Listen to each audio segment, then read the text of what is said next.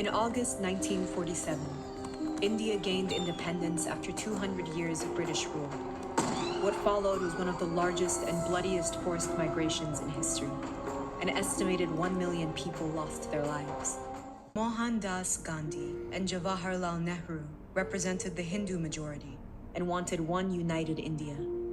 Muhammad Ali Jinnah, who led the Muslim minority, thought the rifts created by colonization were too deep to repair. Jinnah argued for a two-nation division where Muslims would have a homeland called Pakistan. Following riots in 1946 and 1947, the British expedited their retreat. Planning of 2 years, millions of Hindus and Sikhs living in Pakistan left for India, while Muslims living in India fled villages where their families had lived for centuries. The cities of Lahore, Delhi, Calcutta, Dhaka, and Karachi emptied of old residents and filled with refugees. In the power vacuum British forces left behind, radicalized militias and local groups massacred migrants. Much of the violence occurred in Punjab, disputed. In 1971, East Pakistan seceded and became the new country of Bangladesh. Meanwhile, the Hindu ruler of Kashmir decided to join India, a decision that was to be finalized by a public referendum of the majority Muslim population. That referendum still hasn't happened as of 2020, and India and Pakistan have been warring over Kashmir since 1947.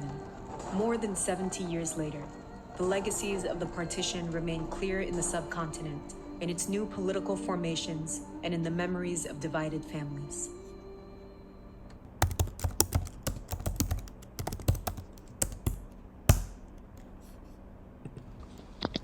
Hubungan diplomatik antara India dan Pakistan telah lama diwarnai konflik dan ketegangan.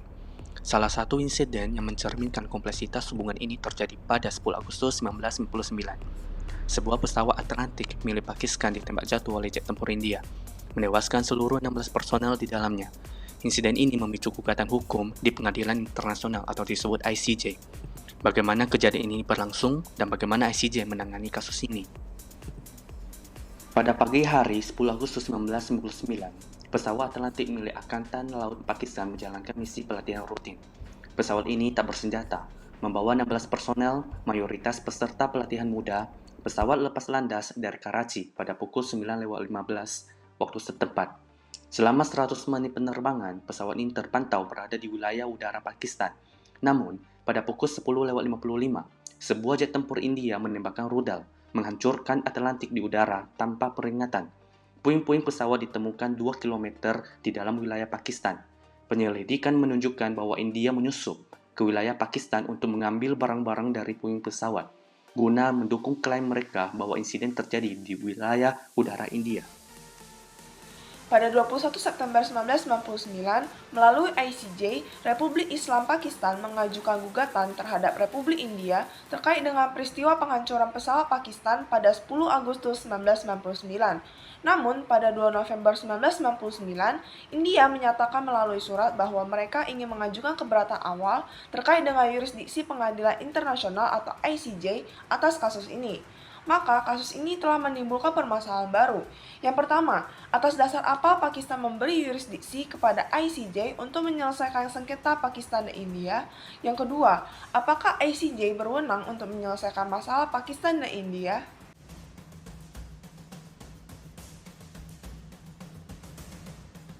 Aturan yang dipakai Pakistan untuk memberikan yurisdiksi kepada ICJ bermula dari General Act for Pacific of Settlement International Dispute tahun 1928, yang dalam hal ini Pakistan mengklaim bahwa dalam pasal 17 yang berbunyi sebuah sengketa mengenai hal-hal yang dipertentangkan antara para pihak, kecuali apabila mereka sepakat menggunakan metode arbitrase lain, harus diselesaikan oleh Mahkamah Permanen Internasional, tunduk pada ketentuan-ketentuan tertentu yang diatur dalam perjanjian ini. Pasal ini memberi dasar Mahkamah Permanen Internasional dalam penyelesaian sengketa antar negara, kecuali memilih metode arbitrase.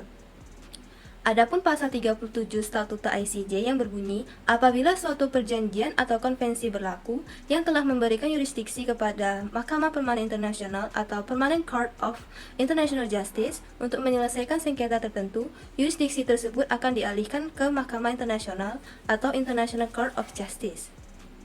Pakistan dan India menjadi penerus perjanjian ini setelah kemerdekaan mereka pada tahun 1947 melalui Indian Independence atau International Arrangement Order tahun 1947.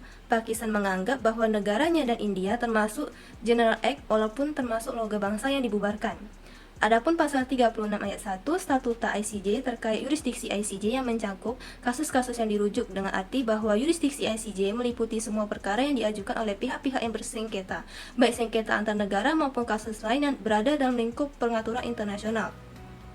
Serta semua yang ditetapkan dalam Piagam PBB. Kemudian, ada juga pasal 1 Perjanjian Simla tahun 1972 yang ditandatangani oleh India dan Pakistan pada tanggal 2 Juli 1972 di Shimla atau di Himachal Pradesh yang menyatakan beberapa ketentuan utama perjanjian tersebut. Yang pertama adalah kedua negara sepakat untuk menyelesaikan perbedaan mereka dengan cara damai dan negosiasi bilateral. Yang kedua, kedua negara sepakat untuk tidak mengubah garis kontrol atau LOC secara sepihak. Dan ketiga, Pakistan mengakui kedaulatan dan kemerdekaan Bangladesh. Dan yang keempat, India memulangkan lebih dari 90.000 tawanan perang Pakistan. Dan yang kelima, sengketa Jammu dan Kashmir menjadi sengketa bilateral yang harus diselesaikan bersama oleh kedua negara. Pasal 36 ayat 1 juga menegaskan pentingnya persetujuan antara pihak-pihak yang bersengketa untuk menentukan yurisdiksi ICJ. Adapun aturan terkait apakah ICJ berwenang menyelesaikan masalah Pakistan dan India, ICJ tidak mempunyai yurisdiksi karena dalam komunikasi dengan Sekretaris Jenderal PBB pada 18 September 1974, India menyatakan tidak lagi terikat pada General Act. Oleh karena itu, ICJ memutuskan bahwa General Act tidak dapat dijadikan dasar yurisdiksi untuk kasus ini. Kemudian, Pakistan merupakan negara persemakmuran, sehingga ICJ tidak memiliki yurisdiksi untuk menjalankan deklarasi wajib India mencakup deklarasi yang mengecualikan sengketa dengan anggota persemakmuran. Dikarenakan Pakistan merupakan anggota persemakmuran, sehingga ICJ dianggap tidak dapat menangani kasus ini. Nah, adapun pasal 36 ayat 1 dan perjanjian Shimla pada tahun 1972, ICJ memutuskan bahwa tidak memberikan yurisdiksi kepada ICJ untuk menyelesaikan sengketa seperti ini, namun melalui dengan cara damai. Nah, ada juga Piagam PBB. ICJ menyatakan Piagam PBB tidak berisi kewajiban negara menerima yurisdiksi ICJ dalam menangani kasus ini. Adapun bukti dari Pakistan yang kurang kuat dalam mendukung yurisdiksinya berdasarkan Piagam PBB. Walaupun ICJ tidak memiliki yurisdiksi, namun dasar yang menjadikan Pakistan memberikan yurisdiksi kepada ICJ dalam penyelesaian sengketa India versus Pakistan itu dikarenakan perbuatan India merupakan tindakan yang bertentangan dengan prinsip hukum humaniter internasional, yakni 1. Asas peri kemanusiaan atau humanity, yaitu pihak yang bersengketa diharuskan untuk memperhatikan peri kemanusiaan, di mana mereka dilarang untuk menggunakan kekerasan yang dapat menimbulkan luka yang berlebihan atau penderitaan yang tidak perlu. Kemudian, asas kesatriaan atau chivalry. Dalam perang, kejujuran harus diutamakan. Penggunaan alat-alat tidak terhormat, berbagai macam tipu muslihat dan cara yang bersifat khianat itu dilarang. Menurut Mukhtar Kusumadja, hukum internasional, humaniter internasional terbagi menjadi dua.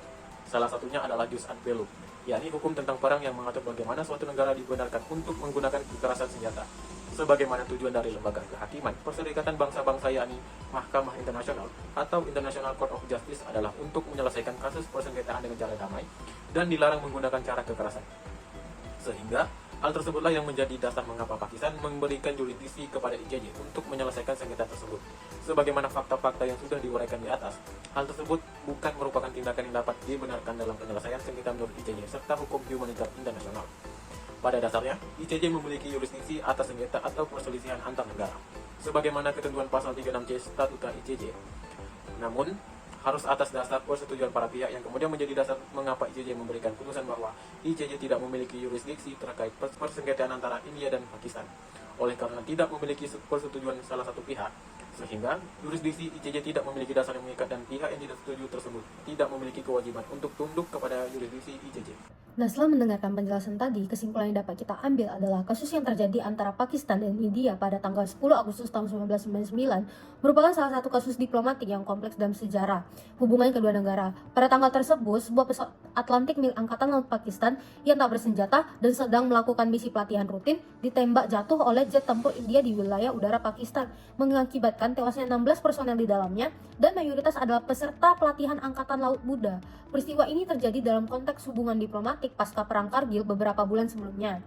Pakistan kemudian mengambil langkah hukum dengan mengajukan gugatan ke pengadilan internasional atau yang biasa kita kenal dengan ICJ pada tanggal 21 September 1999 dengan menggunakan beberapa dasar hukum internasional.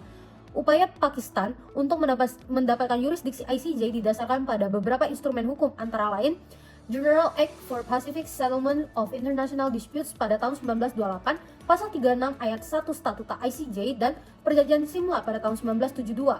Pakistan berargumen bahwa tindakan India melanggar prinsip-prinsip hukum internasional, khususnya prinsip hukum humaniter internasional yang mencakup asas perikemanusiaan dan asas kesatriaan atau yang kita kenal dengan chivalry. Namun setelah melalui proses hukum yang panjang, ICJ akhirnya memutuskan tidak memiliki yurisdiksi untuk menangani kasus tersebut. Keputusan ini didasarkan pada beberapa alasan. Yang pertama, India memiliki reservasi dalam pernyataan penerimaan yurisdiksi yang membatasi sengketa dengan negara persemakmuran, dan Pakistan termasuk dalam kategori tersebut.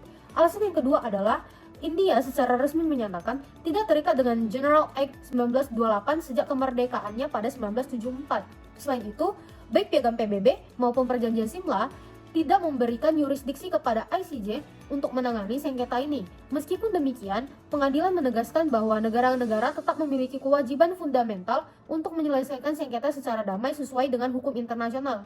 Jadi, analisis mendalam atas kasus ini menunjukkan bahwa tindakan India berpotensi melanggar prinsip-prinsip hukum internasional, terutama kepada Konvensi Chicago 1944 tentang kedaulatan wilayah udara. Bukti-bukti yang dikumpulkan menunjukkan bahwa pesawat Pakistan berada dalam wilayah udaranya sendiri saat ditembak, dengan puing-puing pesawat ditemukan sekitar 2 km di dalam wilayah Pakistan.